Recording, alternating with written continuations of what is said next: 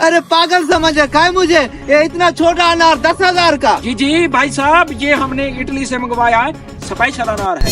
हे, Italy से मंगवाए हैं। चलो ऐसे करो, एक अनार मुझे दे दो, मैं भी देखूं ये इटली के अनार कैसे होते हैं। हाँ हाँ ठीक है, जल्दी से 10,000 रुपए निकालो, फिर मैं एक अनार दूंगा तुझे मैं। ऐसा करो, ये अनार मुझे दे दो, ये 5,000 रख लो, ये मैं चेक करता हूँ, अगर सही हुआ तो मैं दूसरा 5,000 तुम्हें दे के मैं चला जाऊंगा। साला अब दिहाड़ी गई लग, अब मैं इसे देता हूँ एक अनार। ले लो भाई साहब, लाल अनार बिल्कुल पक्का हुआ, एक नंबर, यस। अच्छा भाई साहब, चेक करता हूँ कैसा है। ये तो कच्चा है सारा। ये क्या, ये तो सारा लगता है मुझे चूना लगा गया है। हे, बड़े बेच लिए तुमने इटली के अनार। अब जो मैं तुम्हारे साथ करूंगा ना, वो देख।